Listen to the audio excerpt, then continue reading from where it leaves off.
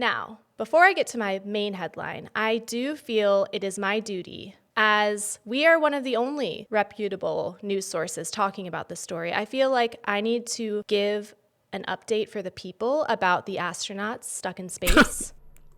So it was just announced this week that poor Butch and Suni, there's another delay. There is a delay in sending a new capsule to the ISS. So now Butch and Suni might not be home until March or April.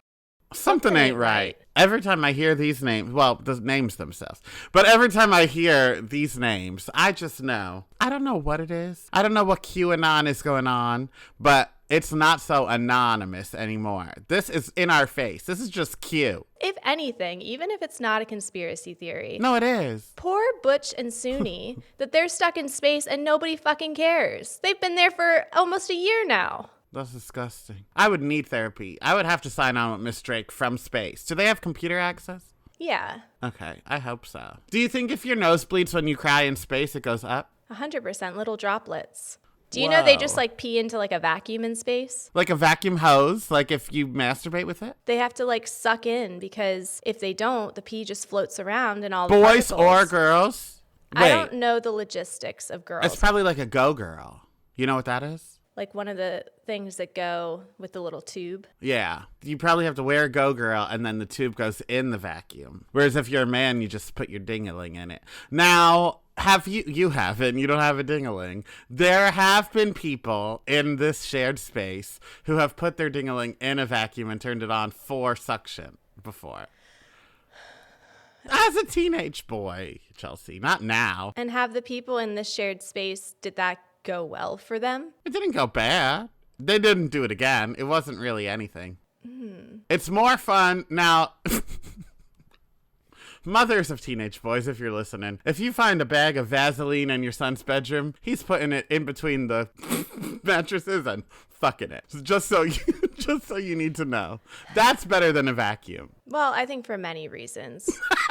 Like, I'm worried about the levels of suction. Certainly, there aren't FDA-approved standards. I feel like you'd give your dick a hickey, and not a good kind, but just like... a dicky.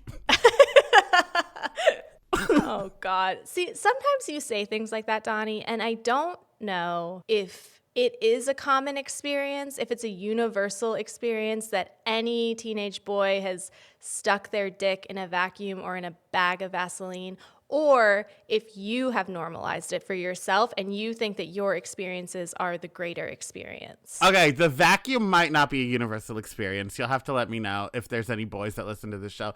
But the bag of Vaseline is a common experience because I learned it from Men's Health. What the fuck is going on with Men's Health? No, there was a time in my life where I felt uncomfortable looking at internet porn. It was a shared computer. My little sister was on it. Who knows if it would be there when she goes to do her Barbie websites or whatever. So I didn't really look at porn. So instead, I would go to menshealth.com, look at the pictures of the cover models, because they were always shirtless, good-looking men. And then between that and the articles with sex tips that were like, stick your dick in a bag of Vaseline, I just jerked off to that. So I was listening to their advice as I read their words. And looked at whoever, Denzel Washington on the cover. That is a can-do attitude, and I appreciate the rise and grind that you were going to find a way to jerk it. Now, I have put my finger on what's wrong with society. Oh, okay. I was like, oh, did you learn that in Men's Health?